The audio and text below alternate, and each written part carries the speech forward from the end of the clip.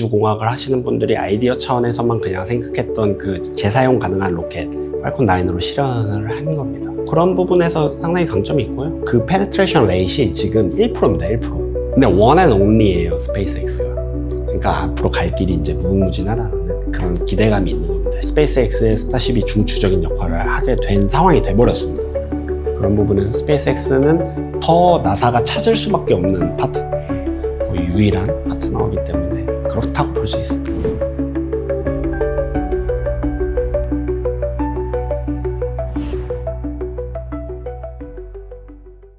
일단 상한가를 계속 기록을 하면서 시장의 주목을 많이 받고 있는 상황이고요.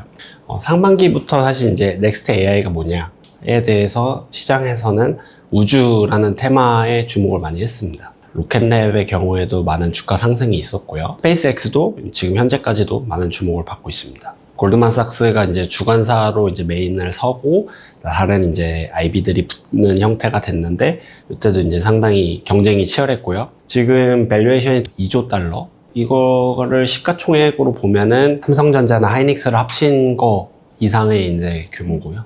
상장하자마자 지금 전 세계 시가총액의 한 6위 정도 차지를 하고 있습니다. 테슬라보다 더 밸류에이션이 높고요.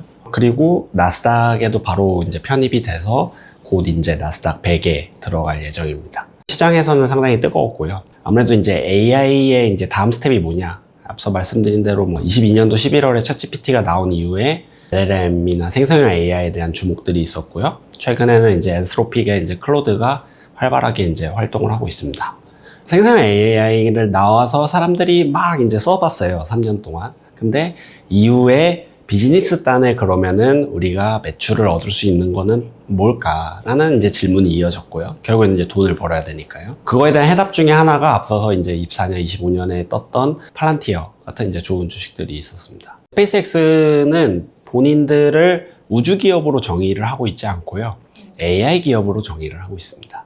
우주 발사체 스타쉽을 통해서 지구 적궤도 LEO라 그래서 지구 상공에 한 400에서 500km, 우리가 흔히 말하는 ASS 국제우주정거장이 400에서 440km 상공에 있고요. 스페이스X의 스타링크 우주 인터넷 위성은 지상에서 한 500에서 550km 정도 상공에 떠 있습니다. 한 500km 상공에 스타링크 이제 V3 버전이 가장 최신 위성인데 그거와 크기가 비슷한데 이제 조금 큰 버전으로 해서 원 셀라잇을 이제 발표를 했고요. 그게 이제 상장 직전인 6월 8일이었습니다. 트위터를 통해서 발표를 했고요. 데이터 센터를 지상에다 설치를 하면 좋은데 전기가 많이 들고 여러 가지 규제 이슈가 있습니다. 시간이 굉장히 오래 걸리고 속도감을 내기 위해서 자신들의 장점인 우주라는 부분을 포함을 해서 밸류에이션을 높이기 위한, 극대화하기 위한 에픽, 서사를 만든 겁니다.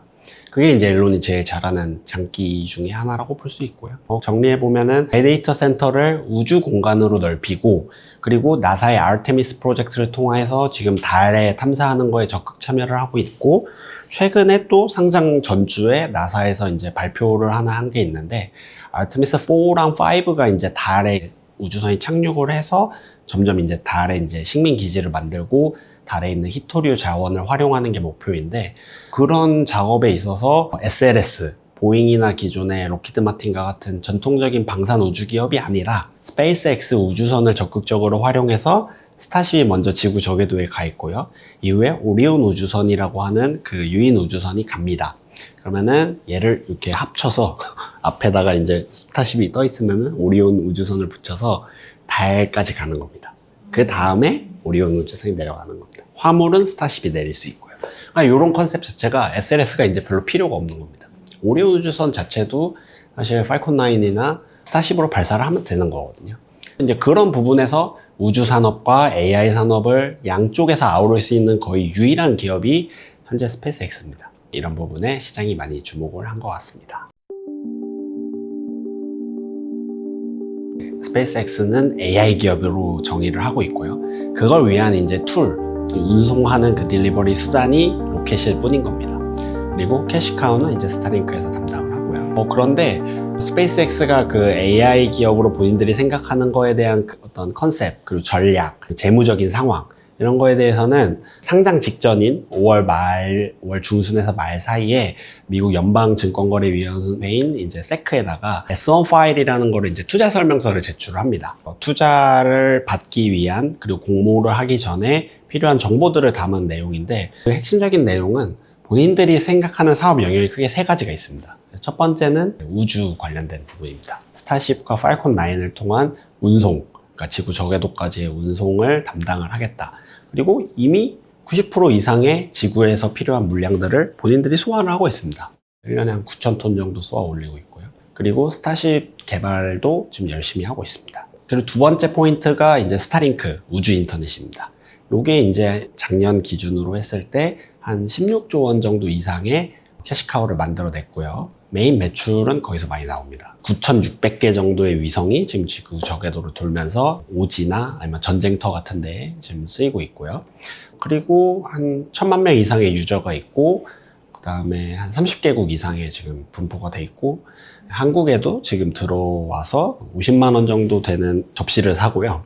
거기다가 10만 원의 구독료를 내면은 어디 캠핑 가서나 배에서도 인터넷을 쓸 수 있는 겁니다. 이 스타링크는 러시아 우크라이나의 전쟁이나 이란 전쟁 때도 활약을 많이 했잖아요.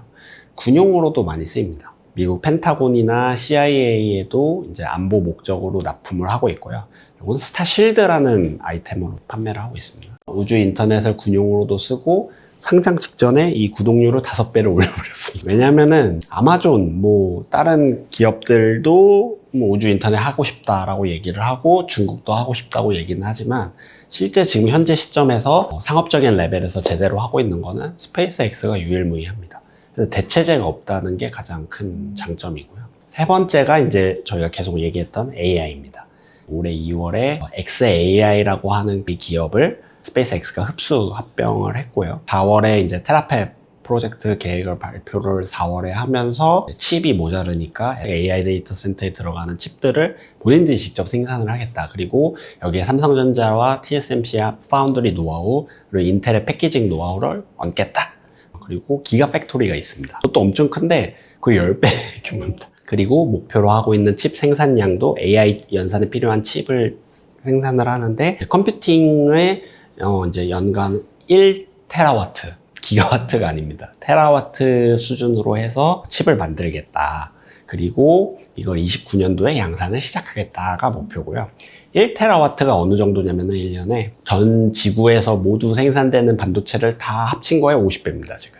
어마어마한 목표를 가지고 있고요. 그리고 템이라 그래서 스페이스X가 목표로 하고 있는 시장의 규모를 이제 추산을 한 게 있어요. 그게 28조 달러입니다. 근데 거기에 90% 이상이 AI 관련된 시장입니다. 그리고 xAI 같은 경우에는 이제 트위터를 인수한 다음에 LLM 시장에서 본인들이 이제 오픈AI나 구글한테 밀리니까 그록이라는 이제 스타트업을 만들어서 빠르게 이제 벤치마크를 이제 퍼포먼스 내면서 쫓아갔거든요. 사실 엔트로픽도 있고 구글의 제미나이도 있고 오픈AI의 챗GPT도 있는데 그록은 좀 밀리긴 합니다, 매출이. 그리고 윤리적인 그 이슈도 있습니다. 보안이나 이런 해킹에 대한 위협 요소도 안보상에 좀 있습니다. 좀 처지는 느낌인데 얘네가 잘하는 건 속도감 있게 가는 겁니다.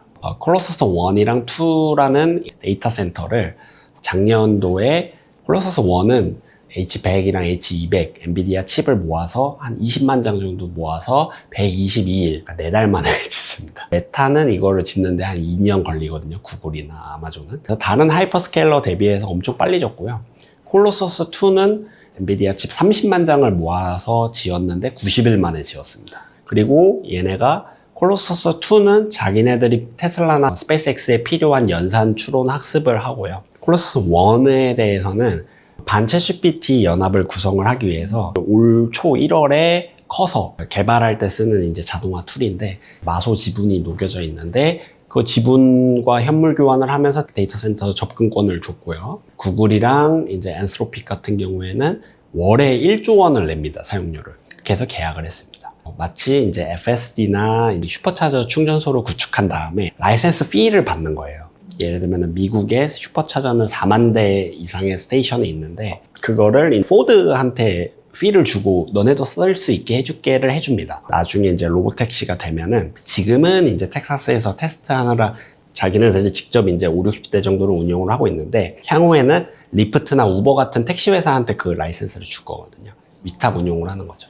그러니까 이런 장사를 데이터 센터 단에서도 할 겁니다. 그리고 거기에 마치 아이폰 모먼트처럼 2007년도에 아이폰이 나온 다음에 iOS라고 하는 그 생태계가 생겼잖아요. 이제 데이터 센터는 생겼고 이후에 추론을 한 다음에 뭘 해서 돈을 벌래? 라고 했을 때 많은 스타트업이나 기업들, 빅테크들이 어플리케이션, 응용 서비스를 가지고 올 겁니다. 아마 그런 작업들을 계속 할 것 같습니다.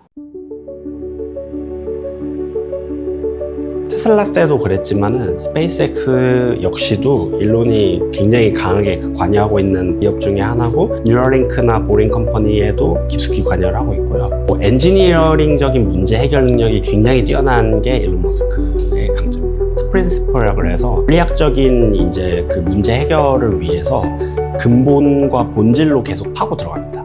스페이스X가 재사용 가능한 로켓을 개발했던 이유도 기존의 국가주도의 그런 이제 우주 개발에 있어서 비용과 시간이 너무 지체되는 걸 많이 봐서 그렇게 해서는 혁신이 없다. 이거를 비용을 10분의 1, 100분의 1로 낮춰야 된다라는 거에서 시작을 했거든요. 1950년대, 70년대 사이에 나사나 이제 우주공학을 하시는 분들이 아이디어 차원에서만 그냥 생각했던 그 재사용 가능한 로켓, 팔콘 9으로 실현을 한 겁니다.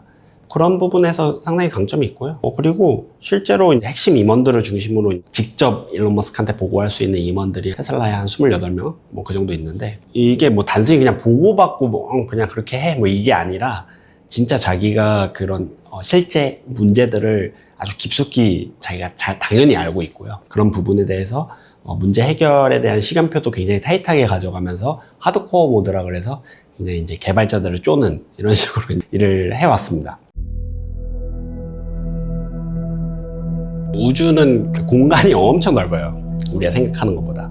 위성을 뭐 놓는 거는 문제가 안 돼요. 그건 주파수 대역만 받으면 가능한데 문제는 이제 물리적으로 따져봤을 때 시간과 비용 그리고 노력이 굉장히 많이 들어가는 작업이라는 거예요. 우주가 사실 리스크가 되게 높은 망하기 쉬운 인더스트리 중에 하나예요. 제프 베조스 아마존을 이끌고 있죠. 블루 오리진이라는 거를 스페이스X보다 먼저 창업을 했습니다. 근데 아르테미스 프로젝트를 위한 그 로켓 시험을 하면서 팔콘 9처럼 재사용 가능한 로켓을 준비를 하면서 엔진 연소 시험을 하다가 발사장을 폭발했어요. 핵폭발하듯이. 그게 이제 언론에 보도가 됐고 그거 복구하는 데 6개월 걸립니다. 그런 식으로 이제 되게 어려운 인더스트리고 그리고 또 시간을 거슬러서 좀 돌아가 보면은 원래 일론 머스크가 처음에 스페이스X를 통해서 발사하려고 했던 로켓은 팔콘 1이라는 로켓입니다. 그거는 이제 300kg 정도를 이제 실어서 LEO에 날릴 수 있고요. 근데 처음에 3번 연거푸 실패를 해요. 2006, 2007, 2008 이렇게 해가지고요. 2002년에 창업을 했고요. 네 번째 발사를 앞두고 이제 2007년에 금융위기가 터졌잖아요. 돈이 없는 거예요. 자기 돈 다 이베이에 판 거 다 쏟아부었는데 어떡하지? 망하게 생겼네? 이렇게 됐는데 네 번째에 극적으로 성공하면서 지금까지 온 거거든요. 살아가지고. 그리고 팔콘 9, 지금 이제 제일 많이 쓰이는 로켓이죠. 얘가 20톤 정도 실을 수 있어요. 스타링크 위성을 60개 정도 맥스로 실을 수 있는데 얘도 2010년도 정도부터 시작을 해가지고 우리가 생각하는 신뢰성 있는 발사에 이르기에 한 5, 6년의 시간이 걸렸어요. 그리고 개발 기간까지 하면 7년이 넘어가고요. 그리고 팔콘 9은 이제 한 5, 600번 정도 이제 발사를 성공적으로 했고 신뢰성은 이제 95% 이상 성공률을 가지고 있습니다. 팔콘 9은 그 1단 로켓을 재사용하는 건데 많이 쓴 건 32번 이상 썼습니다. 지금 거의 40번 이상 썼다고 또 얘기를 최근에 나왔고요. 그 로켓 이제 추진체를 만드는 것도 일단 1번 어렵고요. 위성 같은 경우에도 일론이 처음에 우주 인터넷 한다고 스타링크 할 거야 라고 발표를 했을 때 사람들이 비웃었어요. 그거 왜 해? 이미 인터넷이 해저 케이블로 다 돼 있는데 땅에서 그냥 부자라 돈 남아 돌아가지고 그러는 거야? 이랬어요. 근데 지금 2025년, 26년 오면서 흑자잖아요. 그러니까 이 매출도 엄청 16조 원 이상 일으키고 했던 거에 시간이 일론조차도 6, 7년 걸린 겁니다. 저는 에어원 그 발표를 듣고 나서 생각보다 해볼만 하겠는데 라는 생각을 좀 했습니다. 그러니까 왜 그러냐면은 스타링크 V3 위성이랑 크게 다를 게 없어요. 지금 쓰고 있는 거랑. 그리고 통신에 대한 게 좀 더 간소화되기 때문에, 그러니까 우주 방사능을 이제 차폐를 하면 되고요. 그 다음에 이제 솔라 패널이 붙고 수직으로 태양광을 피해서 레디에이터, 방열판이 붙습니다. 끝입니다. 그거랑 통신 일부, 위성끼리 이제 레이저 통신하고 지상에 좀 쏴주고 추론한 거 보내야 되니까. 그게 이제 다예요. 근데 이미 몇 년 동안 해서 9,600개의 위성도 이제 쏘아볼린 경험도 있고, 그 통신이나 그 위상, 그 자기 자세를 이제 제어하는 거, 군지 위성을 통제하는 거, 그런 이제 노하우가 이미 있는 겁니다. 셀라이 세대에서 이제 양산만 가능해지고, 칩을 원활히 공급받는 가운데, 스타쉽만 이제 안착이 한 3년에서 5년 내에 된다면, 한 2030에서 35년 사이에는 어느 정도 이제 실제 발사와 서비스를 할 수 있겠다라는 이제 생각이 개인적으로 이제 가지고 있어요. 세네 가지 포인트가 있는데, 그 S1 파일 아까 IPO 하면서 준비했던 파일에서 이제 발표한 거를 보면은 스타링크의 세부 이제 서비스나 매출처가 나옵니다. 그 우주 인터넷을 쓰는 게 예를 들면은 비행기에서 와이파이 연결하는 거 유료로 하잖아요. 그거가 가능합니다. 그 접시 하나만 비행기에 놔두면은. 항공사 입장에서는 델타나 이런 애들이 안 쓸 이유가 없는 거예요. 그 매출 생각보다 크고요. 그리고 두 번째가 아까 말씀드린 군용으로 쓰는 거. 세 번째가 민간에서 화물선 이제 해상에서 움직일 때 인터넷 받아서 직원들이 쓰는 거. 그리고 오지나 캠핑 용도로 민간에서 쓰는 거. 이 정도가 있습니다. 이런 매출처들이 생각보다 지금 잘 작동하고 있고, 앞으로 더 확대될 게 페네트레이션 레이시라고 해서 기술이 처음에 나오면은 뭐 옛날에 TV도 그랬고 스마트폰이나 인터넷, 컴퓨터 다 마찬가지였는데 전기차도요. 이 시장에 점점 침투를 하게 되거든요. 비에 이제 젖듯이 옷이. 그 페네트레이션 레이시 지금 1%입니다. 1%. 근데 원 앤 온리예요, 스페이스X가. 그러니까 앞으로 갈 길이 이제 무궁무진하다는 그런 기대감이 있는 겁니다, 시장에. 원래 스페이스X도 상장 안 하겠다고 원래 여러 번 얘기했었어요. 그게 왜 그러냐면은 테슬라 2014년도쯤에 상장한 다음에 엄청 시달렸거든요. 지금도 소송당하고 있고 주주들이 훈수질을 엄청 합니다. 이래라 저래라 막 이러면서 자기는 이제 하고 싶은 게 있고 자기 비전대로 가는 건데 자꾸 사람들이 태클 거니까 그거에 대한 좀 피로감이 있고요. 케네디가 뭐 우리가 잘 알고 있고 유명한 그런 스피치들을 통해서 인간을 이제 달에 보내겠다라는 거를 발표를 하고 이제 60년대에 아폴로 프로젝트를 통해서 성공을 시키죠. 그런 이제 영광의 시절이 있었고, 그 아폴로 프로젝트 할 때만 해도 나사 혼자 정부 예산의 4%를 혼자 썼습니다. 엄청 많이 썼고요. 근데 지금은 0.5%도 안 됩니다. 많이 예산이 깎였고요. 우주왕복선을 통해서 이제 발사를 시도를 했는데 다 좋은데 사람이 죽는 일들이 자꾸 생깁니다. 왜냐면 로켓이라는 게 실패할 확률이 늘 있거든요. 일본도 작사해서 되게 잘하는데 H1 로켓 만들 때 50%는 늘 실패합니다. 그러니까 하나가 잘 되면 하나는 늘 터졌거든요. 그러니까 사실 한국에서 이렇게 나로 발사 잘한 게 엄청 대단한 겁니다, 사실은. 인도에서도 맨날 터지고요. 그 내몽골 쪽에도 발사장이 있는데 민가 근처에서 막 터지고 그럽니다. 그래서 막 애들이 그 웨이보에다 올리고 막 그러거든요. 그럴 정도로 우주가 원래 되게 harsh합니다. 되게 힘들고요. 그 우주왕복선이 챌린저 폭발이 있었잖아요. 그때 쇼크 엄청 컸고 그 왜 그 돈을 거기다 세금을 내 이래가지고 이제 반발에 부딪힙니다. 근데 예산도 너무 많이 들고 이러니까 결국에는 이제 퇴역을 시키고 나사가 이런 생각을 합니다. 아웃소싱 하면 안 되나? 우리가 욕먹지 말고 애들한테 시키자. 잘하는 애들한테, 기업한테. 뭐 보잉이나 이런 전통적인 협력 파트너사들을 많이 썼고요. 근데 문제가 얘네가 엄청 느려요. 기업들이. 걔네도 다 공룡이잖아요. 보잉, 로키드 마틴 이런 애들이. 뭐만 하면은 지연되고 납기가 늦어지고 사람도 더 뽑아야 된다. 뭐 돈도 더 달라 막 이래요. 웃긴 게 나사 애들이 우주라는 게 이제 발사 어렵고 힘드니까 그 신뢰성을 2단계, 3단계까지 안전장치를 만들어요. 그러니까 이거를 그냥 넘어가는 거예요. 그런 관행이 이제 굳어졌고, 일로는 거기서 이제 자기가 치고 나갈 포인트를 찾은 거예요. 아, 요게 문제구나. 그러면은 이런 거를 관료제적인 거를 없애자, 우리가 처음부터 끝까지 다 만들고 싸게 만들어서 납품을 하자. 이렇게 된 겁니다. 아르테미스 프로젝트에 지금 중추적인 역할을 맡게 된 거고요. 다른 뭐 블루오리진이나 여러 기업들이 있지만 잘 안 됩니다. 잘 안 되고요. 그리고 중국 같은 경우에도 이제 정부 주도로 항공우주청에서 이제 진행을 지금도 하죠. 지금도 하면서 텐군 같은 뭐 우주정거장도 운영을 하고 선저우 23호도 최근에 쏴서 이제 유인 우주 비행사들을 올리고 그랬는데 2014년도에 중국 국무원에서 이 문호를 민간 기업들한테 풀어줍니다. 그때 막 우후죽순으로 한 200~300개씩 막 기업이 생겼어요. 우주 관련해서. 근데 지금 살아남은 게 명맥을 유지하는 게 한 5개도 안 됩니다. 그만큼 어렵고요. 그 애들도 다 이제 스페이스X가 롤모델입니다. 그래서 뭐 로켓 재발사를 뭐 해볼게, 뭐 해상에서 발사를 해볼게, 뭐 이러면서 아이디어를 만들고 있고요. 한국에도 뭐 이노스페이스나 뭐 페리지 같은 좋은 스타트업들이 있고요. 그러니까 이제 경쟁력을 만들기 위한 노력들을 많이 하고 있습니다.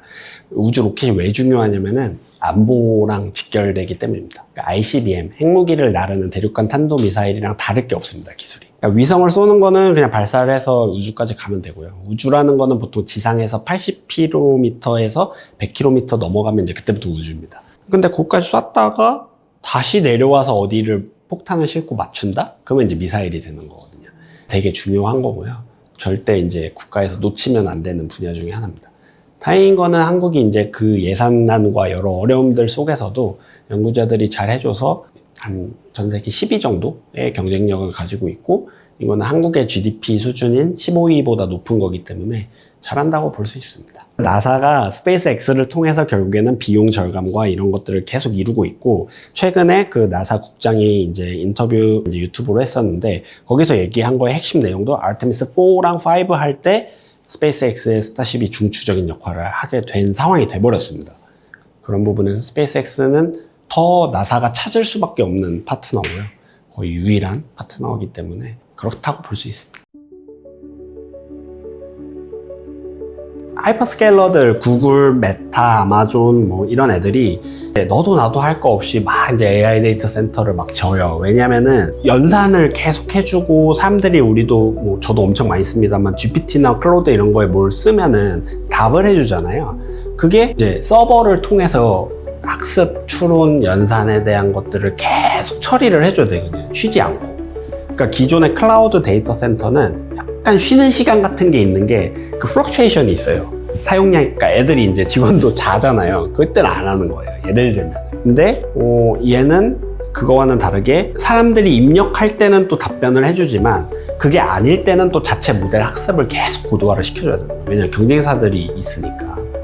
아무튼 전력을 많이 먹는 상황이 됐습니다. 그게 사용량 때문에 모델이 커지고 이제 학습이나 그리고 추론으로 가면 더 전기를 많이 씁니다. 그 문제도 있지만 그건 이제 소프트웨어랑 이용단의 수요 증가고요. 하드웨어적인 것도 같이 따라가줘야 됩니다. 그게 지금 GB300이라는 거를 제일 많이 쓰고 있는데, 이게 다 이제 과학자들 이름에서 따온 건데, 그 다음 넥스트 칩이 이제 올해 하반기부터 양산될 베라루빈이라는 칩입니다. 미국의 여성 과학자셨고요. 이제 그 칩은 엄청 이제 양산이 많이 될 건데, 거기에는 AI 추론이 이제 가능해지는 성능 개선과 저전력 이런 것들은 당연히 들어가고요.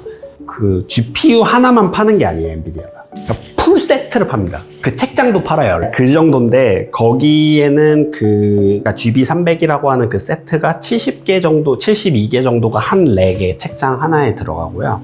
거기에는 CPU도 들어가고요. 그 다음에 GPU도 들어가고요. 그 사이에 연산을 위한 우리가 좋아하는 HBM도 들어갑니다. 삼성, SK 하이닉스가 독점적으로 거의 공급을 하고 있죠. 차세대 HBM4 같은 경우에는 삼성도 같이 들어가긴 합니다. 근데 삼성이 이번에 이재용 회장이 왜 같이 삼겹살을 안 먹었냐면은, 삼성은 여유가 있어요. 그러니까 무슨 여유냐면은 풀스택입니다. 설계부터 제조까지 파운드리까지 다 하는데, 일론이랑도 파운드리 협력 지금 열심히 하고 있죠. 그리고 칩 같은 경우에도 HBM을 뭐 엔비디아한테만 파는 거 아니에요. AMD한테도 팔고요. 팔 때 많아요. 그러니까 조금 상대적으로 여유가 있는 거예요. 근데 엔비디아는 하이닉스만 붙잡기에는 공급자가 많아져야 엔비디아도 딜을 칠 수 있거든요. 가격 낮추기 위해서. 그러니까 지금 그런 구도의 싸움인 겁니다. 서로 삿바 싸움을 하고 있는 거고. 그 이제 GPU, CPU 그리고 메모리까지 많이 들어가는 상황인데, 얘네가 이제 AI가 옛날에는 이제 학습 정도만 하는 상황이었다면은 추론이라고 해서 더 이제 고도화된, 정교화된, 그리고 우리가 생각하는 그런 튜링 테스트 같이 이거를 이제 답변을 냈는데, 이게 사람이 한 건지 기계가 한 건지 살짝 사람이 잘 프롬프팅을 하면은 헷갈릴 정도의 이제 수준까지 왔어요. 이런 추론을 하려면은 기존에 연산할 때보다 훨씬 서버에서 전기를 많이 먹습니다. 단일 서버 자체도. 그러면서 생기는 문제가 두 가지입니다. 하나는 전기가 부족합니다. 두 번째는 이 열을 어떻게 처리를 해야 될지를 이제 모르겠는 거예요. 열을 어떻게 할까에 대한 거는 이거를 바닷속에 서버를 넣기도 합니다. 캡슐 안에다 넣어가지고. 그 옛날에 이제 마이크로소프트가 스코틀랜드 앞바다에서 실험을 했던 적이 있는데, 이슈는 성공적이었는데 바닷물이 차가우니까요. 근데 업데이트가 안 돼요. 이거 다시 열어서 6개월마다 새 제품이 나오는데 그런 이슈가 있었고, 중국이 하는 거는 상해 앞바다에다가 지금 그 넣는 거를 실험을 하고 있고요. 두 번째는 여러 스타트업들이 그 판타랄사라고 이번에 피터 틸이 투자한 기업이 있는데, 부유식으로 이제 데이터 센터를 하는 거예요. 그러니까 해상 풍력 발전 느낌으로. 삼성중공업이나 이런 애들도 배 만들던 노하우가 있으니까 그런 거에 이제 좀 관심을 보이고 있는 상황이고요. 플로팅의 장점은 바닷물에 있으면은 못 꺼내잖아요. 근데 얘는 이제 떠 있으니까 조금 사람이 가서 이제 업데이트가 가능하다. 그러니까 칩에 대한 교환이 하는 장점이 있고, 컨셉이 여러 가지 있는데, 예를 들면 해상 풍력이랑 전력을 연결시킨다, 혹은 조력 발전이랑 연결시킨다, 뭐 이런 이제 장점. 그리고 바닷물이 차가운 것도 어느 정도 누릴 수 있는. 그리고 위성 통신도 가능한. 뭐 이제 이런 장점들이 있습니다. 근데 이제 전기라는 게, 에너지가 뭐 아까 우주도 어려운 분야라고 했지만은, 에너지가 어려운 거는 기술적인 허들 때문에 어려운 게 아니라 규제 때문에 어렵습니다. 바이오도 규제가 많죠. 사람 목숨 다루는 거니까요. 근데 에너지도 약간 대마불사처럼 너무 큰 거예요, 얘가. 그리고 나라에서 보통 관리를 하고요. 그 기업들도 되게 큽니다. 한전 이런 데도 엄청 크고요. 중국의 그 전력 공기업들도 엄청 큽니다. 전라남도의 해남에서 이렇게 해상 풍력 발전을 해요. 전기가 생겼는데, 이거를 이제 반도체 공장에 있는 이천이나 뭐 청주 혹은 뭐 화성이나 평택 일로 올려야 되거든요. 몇백 킬로의 그 송전망을 깔아야 되는데, 그 사이사이에 다 사람들이 살고 있어서 토지 수용하는 데도 오래 걸리고요. 지자체나 중앙정부의 허가를 받는 데도 오래 걸려요. 그래서 미국도 이건 마찬가지예요. 허가 받는 데만 한 7년, 10년 걸리는 거예요. 그러니까 나는 지금 당장 빨리 져가지고 이 수요, 폭발적인 수요를 감당을 해야 되는데, 그리고 지금 인재 시장이거든요. 사람들 지금도 엄청 큰 거 아니야? 이런 얘기를 하지만 아직 이 어플리케이션이 안 나왔잖아요. 그러니까 비즈니스적으로 어떻게 이걸, 클라우드도 나온 다음에 거기 서비스가 붙은 것처럼 여기에 뭘 붙일지는 시작인 상황이기 때문에, 그런 부분에서까지 생각하면은 전기가 진짜 부족한 거고, 일론 머스크도 이거를 이제 머리를 굴리다가 콜로서스 1처럼 이제 빠르게 이제 구축하는 것도 해봤는데, 이걸로도 안 되니까 아예 그냥 우주로 가서 그냥 하자라는 얘기까지 지금 나온 겁니다.